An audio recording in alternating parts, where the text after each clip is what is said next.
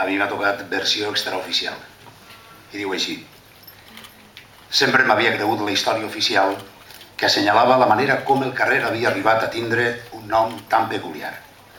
Però un dia, el fuster que tenia el seu taller a la planta baixa del número 18, encara que la majoria de la jornada la passava al bar de la cantonada, me'n va contar entre canya i canya una altra de ben diferent i que ara els transcric.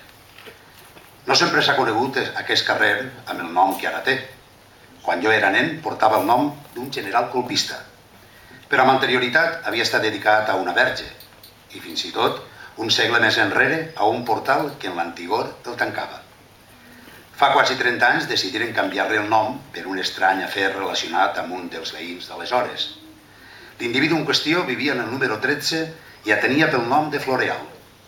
Era un home de mitjana edat, mitjana estatura, calb i amb una gran afició a menjar tota mena de fruites a qualsevol hora del dia.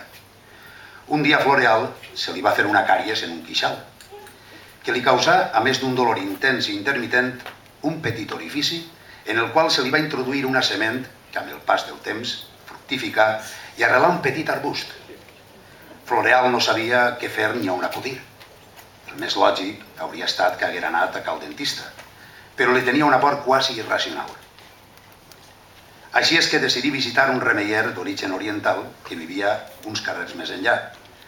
El remeier, en veure aquest estrany producte de la natura, pensà que es tractava, sense cap mena de dubte, d'un fet màgic i positiu que li reportaria a Floreal molta sort i felicitat.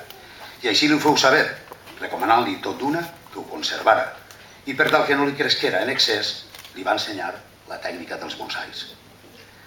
La tècnica feu fortuna i amb el pas del temps els veïns es van acostumar a l'arbre liliputenc en la cara de Floreal i fins i tot molts d'ells, sense la possibilitat de tindre'n un en el mateix lloc, li van demanar que els ensenyara la tècnica, de tal manera que en pocs mesos els balcons, les finestres i els terrats del carrer es van omplir de bonsais.